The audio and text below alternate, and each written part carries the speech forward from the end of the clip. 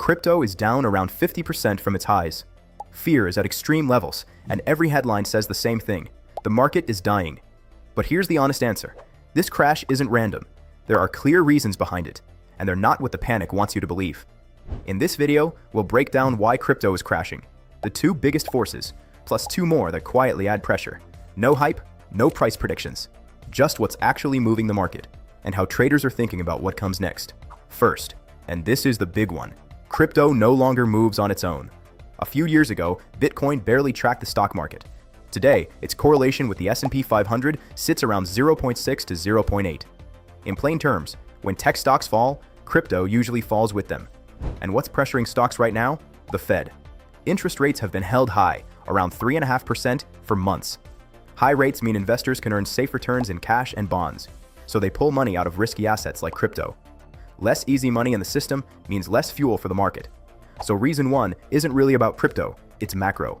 Crypto is caught in the same tide as everything else risky. Second, the cycle.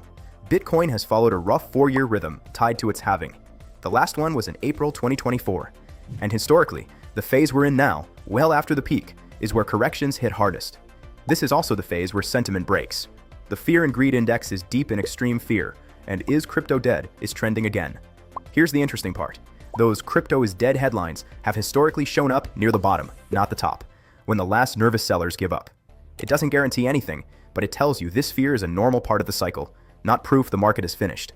Two more, quickly. One, money has been flowing out of Bitcoin ETFs, which means big institutions are stepping back, not in. And two, a strong US dollar. Because crypto is priced in dollars, a stronger dollar usually pushes prices down. So what now? Nobody knows which way this breaks, and anyone who says they do is guessing. Instead, traders map two scenarios. Scenario A, recovery. Rates start to ease, ETF money returns, and price holds a key support level. Scenario B, more downside. That level breaks, outflows continue, the dollar stays strong. The point isn't to pick one, it's to know your invalidation level, the point where you're clearly wrong, and have a plan for both. Because the market moves in both directions, and so can your trading. That's where a platform like Margex fits. You can trade both directions, long or short, with leverage from 5 up to 100 times. Whatever plays out, manage risk first. Set your stop loss and take profit before you enter. And Margex's anti-liquidation protection helps reduce sudden stop-outs. Want to know what a real recovery would need to look like? The next video, Will Crypto Recover in 2026, is linked right here. Remember, this is one possible read of the market, not a prediction. This is not financial advice. Always manage your risk.